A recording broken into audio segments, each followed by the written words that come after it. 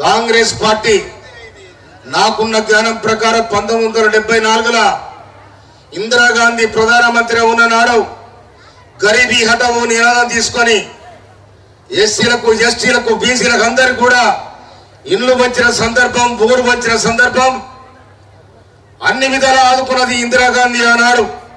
ఆ ఇందిరాగాంధీ చేసిన బీజమే ఇవాళ మనము ఇందిరా మహిళల కార్యక్రమం చేపడతా ఉన్నాం.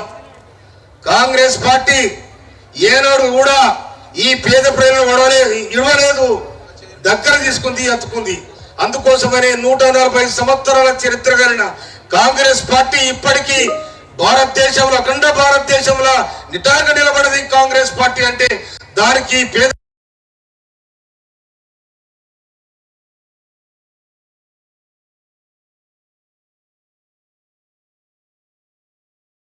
ముఖ్యమంత్రిగా అయినాడు. కులాలను సృష్టించి ఆదివాసులను కాల్చేసి, గిరిజనులను కాల్చేసి రకరకాల ఇబ్బందులు పెడుతుంటారు. 2004లో తొక్కిసిపోతే కథమైపోయాడు చంద్రబాబు నాయుడు. రాజశేఖర రెడ్డి కాంగ్రెస్ పార్టీ అధికారంలోకి వచ్చింది. కాంగ్రెస్ పార్టీ రాజశేఖర రెడ్డి గారు ముఖ్యమంత్రి అయిన తర్వాత శ్రమజీవుల కోసం, కష్టజీవుల కోసం, కరెంటు కష్టాలు పోవడానికి అన్ని విధాల ఆదుకున్నది రాజశేఖర రెడ్డి గారి ప్రభుత్వం. ఆ తర్వాత తెలంగాణ పోరాటం నేను ఒక్కనే తెచ్చిన, నేను, నా బిడ్డ, నా కొడుకు, నా అల్లుడు మేమే సంఖ దాడించుకుని సంఖ తప్పేసుకున్నామంటే నీది కాదు తెలంగాణ. ఈడ గుసులను తీసుకొచ్చారు తెలంగాణ. అక్క చెల్లెలు ఒట్టవార్పులు చేసిన తెలంగాణ. ఉస్మానియా యూనివర్సిటీలో అన్నం పెట్టకపోతే అక్క చెల్లెలు సర్ది కట్టుకొని పోయి అక్కడ ఉన్న ఉద్యమకారులైన విద్యార్థులకు అన్నం పెట్టిన సందర్భం నీ బిడ్డాడమనే, నువ్వు వాడమనే చెప్పాలి. కేసీఆర్ అడుగుతున్నా. ఇప్పుడు నేను 2001 కాదు, 2001 కాదు తెలంగాణ ఉద్యమం. 1969లో తెలంగాణ ఉద్యమంలో పాల్గొన్న విద్యార్థి నాయకులందరూ కూడా కాసురం మందారెడ్డి కసాయి చూడాలకు 369 మంది కాల్ చేసిన అది తెలంగాణ ఉద్యమం.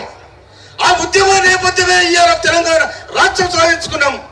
1996లో మారోజు ఈరన్న సూర్యాపేటలో సభ పెడితే నక్సలైట్ పేరు మీద కాల్ చేసిన మారోజు ఈరన్న అది తెలంగాణ ఉద్యమం. 97లో గద్దరు బోరిగిరిలో సభ పెడితే గద్దర్ మీద కాల్పులు జరిగినది తెలంగాణ ఉద్యమం. మన తెలంగాణ ఉద్యమం ఏంది? కష్టం చేసి ఆత్మహత్య చేసుకొని ఆగాగం అయితే ఇంటిలో గుడిలో సోనియా గాంధీ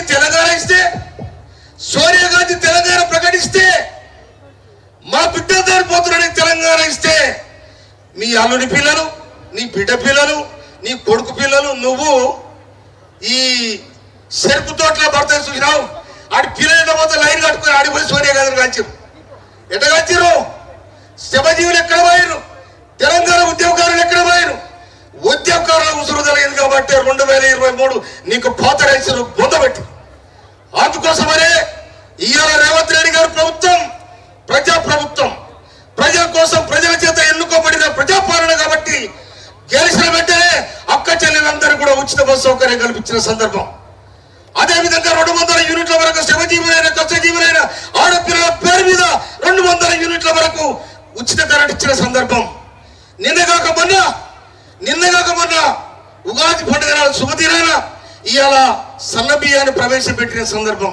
అదేవిధంగా ధరణి పేరు మీద దగా చేసి ఒకరి భూములు ఒకడు వారి భూమి వీరి భూమి వనకి అన్నదమ్ముల కొట్లాట, తరిదల కొట్లాట ఇవాళ కొట్టుకొని వచ్చే సందర్భం ధరణి తీసుకొచ్చి మీ భూములు మీరు రక్షించుకోవడానికి ధరణి తీసుకొచ్చి దొరల కోసం మీ దొరతనాన్ని తొక్కేసి 2023లో అందుకోసమనే ధరణి గంగలో పెట్టేసి భూభార చట్టాన్ని తీసుకొచ్చి దాని నాయకత్వం మినిస్టర్ కు ఉన్న భూములు హృదయపూర్వక ధన్యవాదాలు తెలుస్తాం.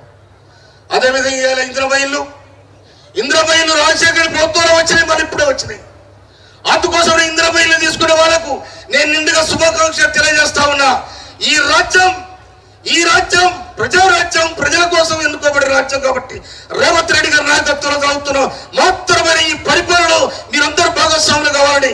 ఇంకొక మాట, 35 ఏళ్ళుగా నానబెట్టి ఎంతో మంది మాదిగా యువకులు బలిదానమైన సందర్భం. ఏబిసిడి వర్గీకరణ చేసి మాదిగల ఆత్మగౌరవాన్ని నింపించిన ఆ చరిత్ర కూడా అది రేవంత్ రెడ్డి గారి ప్రభుత్వానికి, కాంగ్రెస్ ప్రభుత్వానికి దక్కిన మనం చేస్తున్నాం.